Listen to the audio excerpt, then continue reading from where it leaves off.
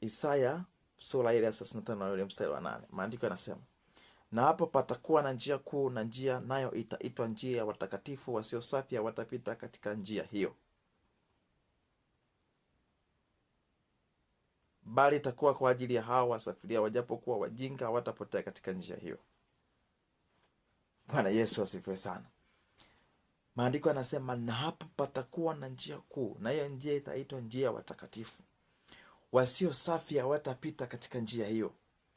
Maana yake hiyo njia imeandaliwa kwa ajili ya kupita watu walio safi. Wasio safi hawatapita katika hiyo njia.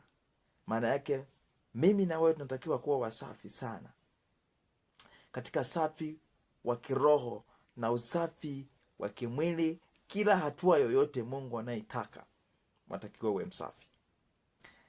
Na hapo patakuwa na njia kuu, na hiyo njia inaitwa njia watakatifu, wasio safi hawatapita katika njia.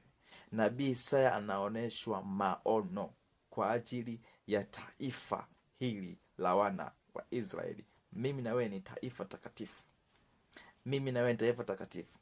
Ujue kwamba kuna njia ya kupita wewe mtakatifu.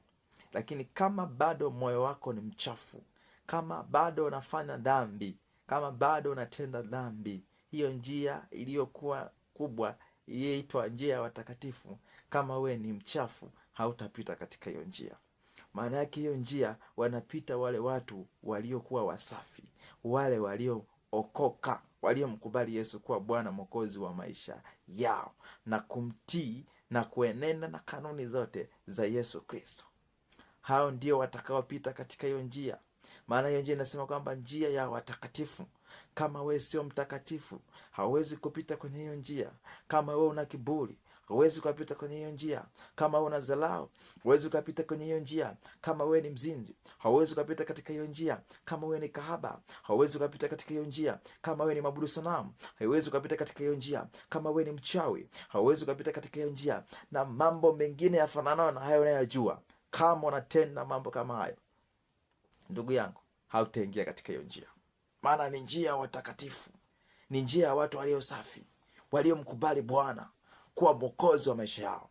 Ndugu yangu mpendo unayenisikiliza mahali hapa, na wewe pia unatakiwa umpokee Bwana awe Mwokozi katika maisha yako. Umwamini Kristo awe kimbilio katika maisha yako. Umwamini yeye kila siku itopo leo, na kupenda kumtumikia yeye, na kutafuta uso wake, na kumtafuta Mungu kwa juhudi, na kumwamini Mungu kwa juhudi, na kumtii Mungu kwa juhudi, na kukubali kumpelekea Yesu matatizo yako, kumpelekea Yesu shida yako. Hiyo dhambi unayofanya, mpelekee Yesu aiondoe kabisa, ubaki salama na uwe salama kabisa.